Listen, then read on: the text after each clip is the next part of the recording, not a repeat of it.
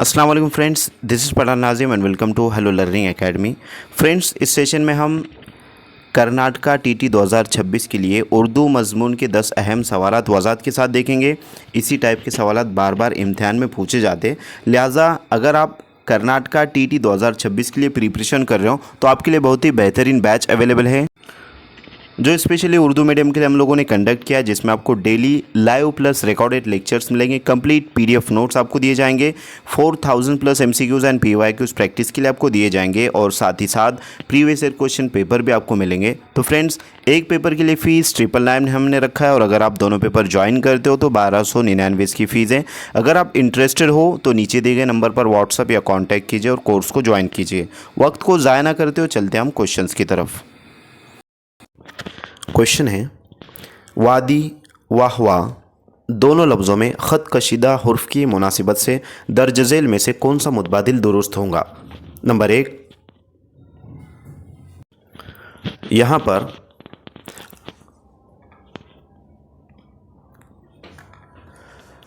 यहाँ वाव हुरूफ सही के तौर पर इस्तेमाल किया गया है। नंबर 2, यहाँ वाव हुरूफ इल्लत के तौर पर इस्तेमाल किया गया है। नंबर 3, यहाँ वाव की आवाज़ साकिन है और नंबर 4, यहाँ हस्ब बाला। तीनों जवाब दुरुस्त है।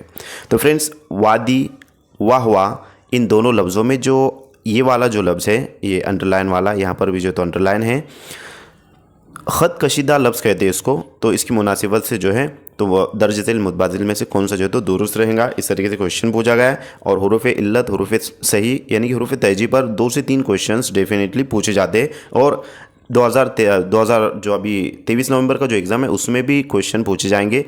22 क्वेश्चन जो है तो पूछे जाएंगे। 22 क्वेश्चन जो है तो ग्रामर पर मुश्तमिल होते हैं दोस्तों।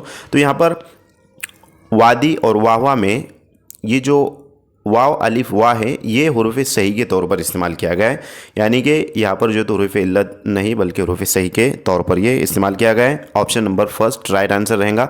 नेक्स्ट क्वेश्चन की तरफ चलते। अगला सवाल है कि ना वाकिफ़, नाकाम, ना अहल इन अल्फाज में ना क्या कहलाता है। ये जो स्टार्टिंग में जो ना आ रहा है, यहाँ पर वाकिफ़ में ना आ रहा है जिससे ना वाकिफ़ बन जा रहा है। काम में जो तो ना आ रहा है तो नाकाम हो जा रहा है। ना अहल यानी कि कोई जो तो अहलियत नहीं उसकी ना अहल कहेंगे। तो इसमें जो ना आ रहा है वो क्या कहलाता है। नंबर 1 है साबिका, नंबर 2 है लाहिका, नंबर 3 है मुरक्कब और नंबर 4 है मुफर्रद। तो फ्रेंड्स, साबिका यानी पहले आने वाले जो अल्फाज है उसको साबिका कहते हैं और यहाँ पर जो ना आया ये साबिका है। लाहिका जो आखिरी में जो अल्फाज आते हैं उसको लाहिकी कहा जाता है।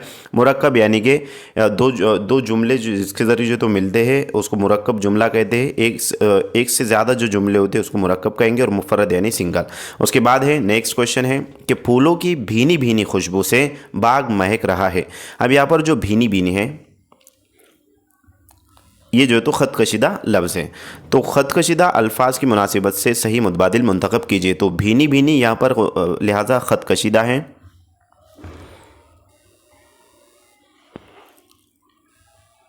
ऑप्शन नंबर 1 है जुमले तवील हो गया है, यानी कि इसके ज़रिए जुमला तवील हो गया है, इस तरीके से ऑप्शन दिया गया है। नंबर 2 है ये भर्ती के अल्फाज हैं। तो फ्रेंड्स, ये भर्ती के अल्फाज भी नहीं है और जुमला इससे तवील भी नहीं हुआ है। उसके बाद है नंबर 3, तकरार लफ्ज़ी से ज़ोर बयानी बढ़ गई है। और नंबर 4 है इन अल्फाज का बेजा इस्तेमाल हुआ है। तो बेजा इस्तेमाल भी इन अल्फाज का लिहाजा नहीं हुआ है। तो यहाँ पर तकरार लफ्ज़ी से ज़ोर बयानी इसमें बढ़ गई। ऑप्शन नंबर 3 सही जवाब रहेगा। नेक्स्ट क्वेश्चन की तरफ चलते हैं। अगला सवाल है कि बहाने करना की मुनासिबत से दर्ज झेल में से कौन सा मुहावरा इस्तेमाल होगा। अब बहुत सारे जो बच्चे होते हैं बहाने करते हैं, अगर उनको कोई काम बोला जाए तो काम सुनते नहीं है, बहाने करते। या फिर कोई स्टूडेंट से वो जो है तो होमवर्क नहीं ला रहा है, बहाने करता है कि फ़लाना जो है तो ऐसा हुआ था इस वास्ते मैंने होमवर्क नहीं लाया, वो याद नहीं रहा था, और बहुत सारी जो है तो वो बहानेबाजी करते हैं। तो यहाँ पर फ्रेंड्स, इसकी मुनासिबत से ये जो बहाने करना है कौन सा मुहावरा इसको जो है तो अटैच होगा, इसको जो है तो इससे रिलेटेड रहेगा। नंबर 1 है एक ना चलना, नंबर 2 है आनाकानी करना, नंबर 3 है काम का ना रहना और नंबर 4 है नाम और निशान मिटाना। तो फ्रेंड्स, बहाने करना से रिलेटेड पूछा गया है। अब इसका जो आंसर है आपको कमेंट बॉक्स में देना है कि एक ना चलना है या फिर जो है तो आनाकानी करना है या फिर काम का ना रहना और नामो निशान मिटाना। तो बहाने करना की मुनासिबत से कौन सा मुहावरा इस्तेमाल होगा, कमेंट बॉक्स में ज़रूर कमेंट करें और टाइप करके जो है तो उसको कमेंट करना है। ठीक है। नेक्स्ट क्वेश्चन है बहुत आसान क्वेश्चन होते हैं फ्रेंड्स ग्रामर के। शर्त ये है कि थोड़ी अगर स्टडी की जाए, मेहनत की जाए तो बआसानी आप एग्ज़ाम को क्वालिफाइड कर सकते हो। यहाँ पर है नंबरात, तालीमात, खिदमात, इन अल्फाज में अत के लगाने से इन अल्फाज में क्या तब्दीली पैदा हुई। यानी कि फ्रेंड्स ये जो अल्फाज है नंबरात, तालीमात, खिदमात, आखिरी में जो है तो अलिफ और ते लगाया गया है। अलिफ और ते लगाने से जो है तो कौन सी चेंजेस इसमें हुआ है, क्या चेंजेस हुए, क्या तब्दीली हुई है। तो नंबर 1 है तमाम अल्फाज मरबूत हो गए, नंबर 2 है जमा में तब्दील हुए, नंबर 3 है वाहिद में तब्दील हुए और नंबर 4 है मस्कुरा वाला। तीनों जवाब दुरुस्त थे। तो फ्रेंड्स यहाँ पर अत लगाने से, अलिफ और ते लगाने से, जैसे कि नंबर को अलिफ और ते लगाया तो नंबरात हो गए, तालीम को अलिफ और ते लगाया गया तो तालीमात हुआ, खिदमत को अलिफ और ते लगाया गया तो खिदमत हुआ। तो ये अल्फाज किस चीज़ में तब्दील हो रहे, जमा में जो है तो तब्दील हो रहे। खिदमत, खिदमत, तालीम, तालीमात, रस्म, रसूमात। तो इस तरीके से जो है तो अलिफ और ते इसमें लगाया गया है और उस तरीके से जो है तो अलिफ लगाने से जो है तो वो जमा में तब्दील हो जाए। जैसे कि रस्म है और अलिफ उसमें जो है तो अलिफ और ते लगाए तो रसूमात हो जाता है, वगैरह वगैरह। बहुत सारे अल्फाज ऐसे होते हैं कि जो जमा में तब्दील होने के लिए अलिफ और ते लगाया जाता है। तो यहाँ पर ये जमा में तब्दील हो रहा है, इस वास्ते ऑप्शन नंबर 2 सही जवाब रहेगा। नेक्स्ट क्वेश्चन की तरफ चलते हैं। अगला सवाल है कि जिस जुमले में किसी काम के करने या ना करने का हुक्म दिया जाता है उसे क्या कहते हैं। तो फ्रेंड्स हुक्म देना, गुज़िश्ता की जो क्लासेस हुई हमारी उसमें हमने डिटेल जो है तो बताया है कि किसी काम के करने या ना करने के हुक्म देने को जो है तो क्या कहते हैं। अगर आपने वो क्लासेस नहीं देखी तो उसको अच्छे तरीके से देख लीजिए। यहाँ पर है नंबर 1 फिजाइया जुमला, नंबर 2 है अमरिया जुमला, नंबर 3 है इस्तिफामिया जुमला और नंबर 4 है बयानी जुमला। तो फ्रेंड्स किसी काम के करने या ना करने का जो हुक्म दिया जाता है, जैसे कि सुबह उठकर स्टडी कीजिए, या फिर जो है तो ये ब्लैक बोर्ड पर जो लिखा है इसको लिखिए, ये जो इंस्ट्रक्शन, जो हिदायत या फिर जो हुक्म तलबा को टीचर देता है, तो ये अमरिया जुमला कहलाते हैं। इसमें जो तो अम्र यानी कि काम और अमरिया जुमला यानी कि किसी काम का हुक्म देना या काम ना करने का जो तो हुक्म देना अमरिया जुमला कहलाता है। ऑप्शन नंबर 2 करेक्ट आंसर रहेगा। नेक्स्ट क्वेश्चन की तरफ चलते हैं। अगला सवाल है कि दर्ज झेल में से कौन सा मुतबादिल शमसी हरूफ की शनाख्त करता है। तो फ्रेंड्स हरूफ शमसी से रिलेटेड क्वेश्चन पूछा गया है और रिपीटेड क्वेश्चन है, ये बार बार जो है तो पूछा जाने वाला सवाल है। 2-3 क्वेश्चन ऐसे कि जो बार बार पूछे जाते हैं और घुमा फिरा के पूछे जाते हैं। जैसे कि गुज़िश्ता जो पूछा गया था कि दर्ज झेल में से कौन सी जो है तो लफ्ज़ हरूफ शमसी की शनाख्त करता है, इस तरीके से। तो उसमें 4 लफ्ज़ अल्फाज दिए गए थे, अशम्स वल कमर वगैरह।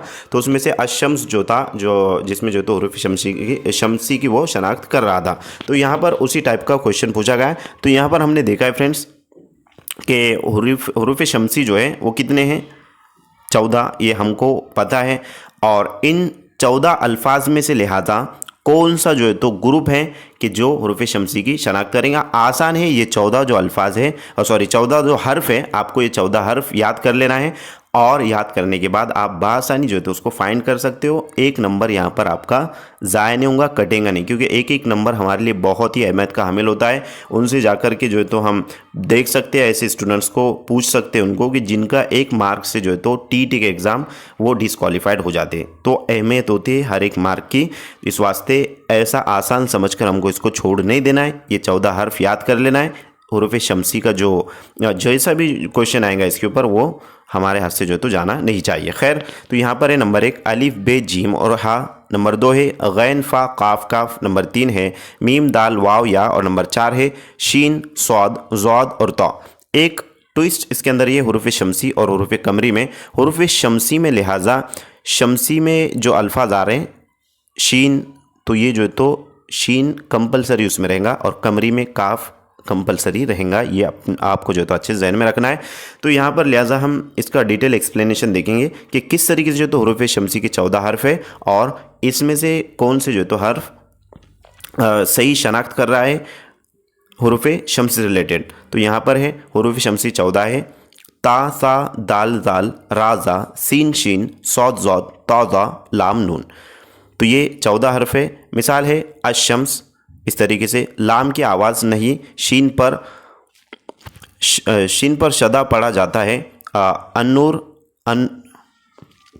अनवारुज़ैन अज़ैन, इस तरीके से जो तो पढ़ा जाता है। तो यहाँ पर है अशम्स, तो डायरेक्टली यहाँ कैसा पढ़ा जा रहा है, उसको लाम नहीं पढ़ा जा रहा है। जो पहला जो हर्फ है उसको तजदीद यानी कि सेकंड थर्ड वाला जो हर्फ है उसको तजदीद के साथ मिलाकर पढ़ा जा रहा है। लाम की आवाज़ नहीं है, लाम को पढ़ा नहीं जाएगा। तो यहाँ पर ये 14 हर्फ है। अब इन 14 हर्फ में फ्रेंड्स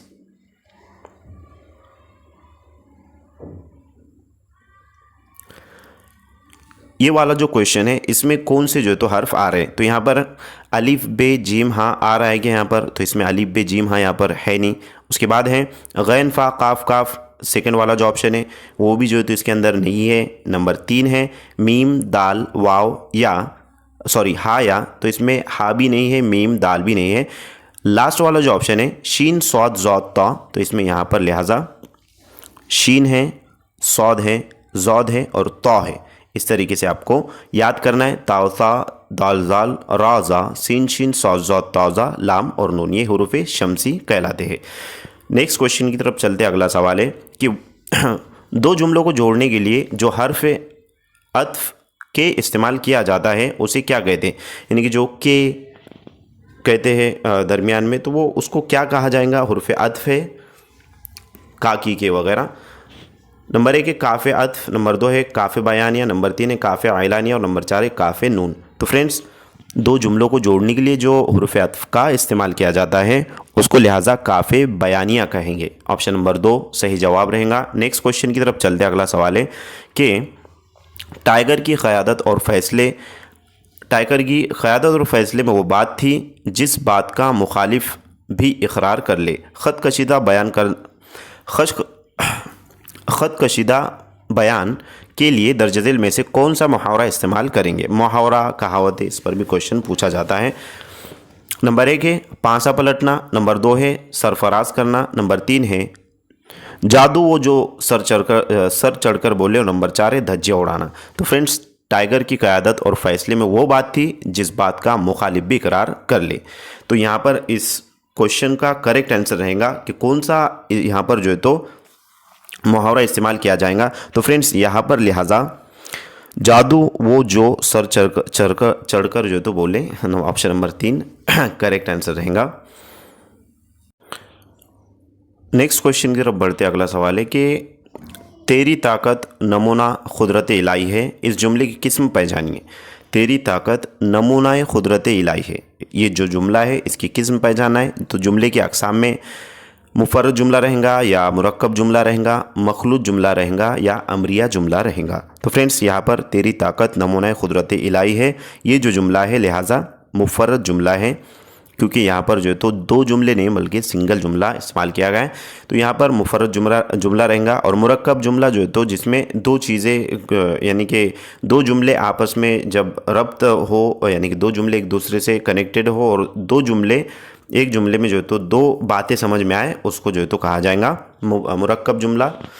और मखलूत जुमला 2 से 3 बातें जिसमें जो है तो मौजूद होती है। और अमरिया जुमला जैसे कि हुक्म के लिए हमने अभी देखा है कि किसी बात का हुक्म उसमें किया जाए तो अमरिया जुमला कहते हैं। तो इस तरीके से यहाँ पर मुफर्रद जुमला रहेगा। मैं उम्मीद करता हूँ कि आपको तमाम तर चीज़ें अच्छे से समझ में आ गई होंगी। इसकी जो PDF है फ्रेंड्स आपको टेलीग्राम चैनल पर अवेलेबल करवा दी जाएंगी। आज के लिए इतना काफ़ी, मिलते हैं नेक्स्ट टाइम नेक्स्ट वीडियो में। Thank you for watching my video. Thank you very much Indeed for your cooperation and have a nice day.